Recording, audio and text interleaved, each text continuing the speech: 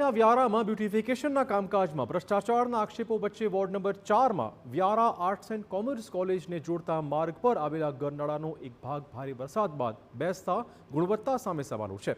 સ્થાનિકોનો આક્ષેપ છે કે વારંવાર રસ્તાની કામગીરી વિશે રજૂઆત થઈ હતી, પરંતુ યોગ્ય પગલાં લેવાયા નહીં અને આજે રસ્તો બેસી ગયો। વિપક્ષનો આક્ષેપ છે કે કામગીરીમાં થયેલી ગેરરીતિ વરસાદમાં સામે આવી ગઈ છે।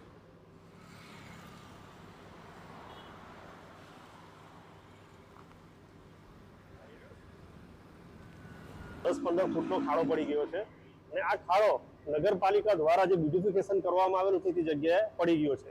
અહીંયા બ્યુટિફિકેશનના નામે લાખો રૂપિયા ખર્ચી નાખવામાં આવે છે, જેની જરૂરિયાત નથી। પણ નગરપાલિકાના લોકોને, રહીશોને જે વસ્તુની જરૂર છે, લોકો માંગણી કરે છે, એ સંતોષમાં આવતી નથી।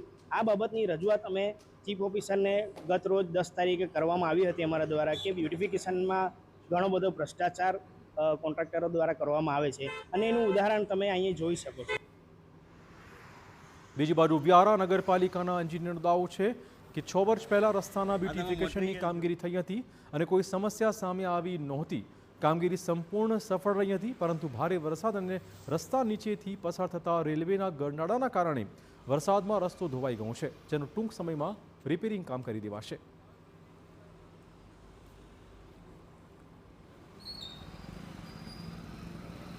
એ બ્યુટિફિકેશનમાં વધુ વરસાદને કારણે ગઈકાલે ધોવાણ થઈને એટલો ભાગમાંથી ધોવાણ થઈ ગયેલ છે અને બ્લોક નીકળી ગયા છે। સદર કામગીરી અમારા ધ્યાને આવેલી છે, એટલે વિધિન 2 થી 3 ડેઝમાં અમે એને પૂર્ણ કરાવીને પૂરું કરી દઈશું।